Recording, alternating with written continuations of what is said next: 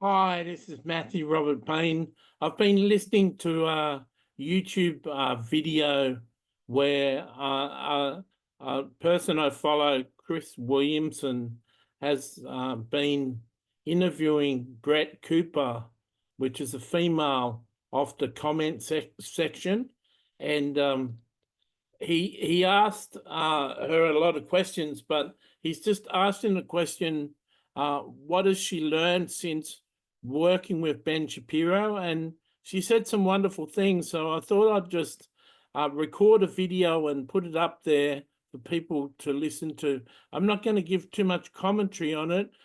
Many people know Brett Cooper from the comment section, and many people know Ben Shapiro from the Daily Wire.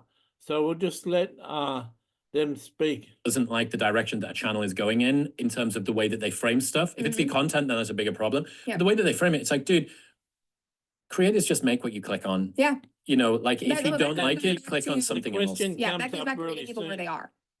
And it's like if the strategy of starting with, what people want to click on, what they're interested in, and then, like you said, getting into what they need to hear, that stopped working, I would, change the strategy. But my generation does want to know what's on TikTok. They want to know what this influencer did that's so insane. They want to know, like, whether this viral woman on TikTok is actually like an absent mother or if she's real. They want to know what Justin Timberlake did. Yeah. And so they're going to click on that. So it's like, why wouldn't I start with that and bring them in and meet them where they are? What have you learned since working with Ben? Oh, gosh. Ben is, I've never met anybody who was so good at absorbing information and then bringing it out to the masses. Like I cannot comprehend, like something that the Supreme Court does, something that Biden does, politics can be very muddy to a lot of people, how legislation actually works. Like people love Ben for a lot of different reasons. The reason why I loved him when I was coming up and started listening to him was because he made it digestible.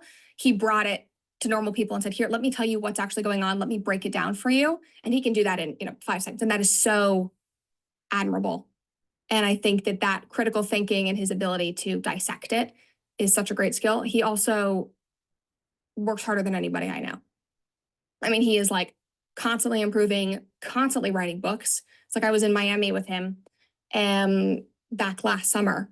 And, he comes in and he does the show and he'll like begrudgingly do the social media things that his team wants him to do. And then immediately he's going into an interview. He's flying here to meet with this person. In his off time, he's writing 3 new books. And, I want to go, create this venture. I'm going to call Jeremy about doing this thing. And he does it all between the hours that his kids are at school. And he said to me, my kids don't know that I work.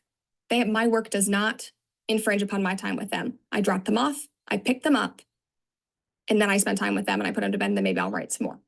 But I mean, he is so dialed in, works out right in the middle of the day. It's a well-oiled machine, his whole operation down there in Boca.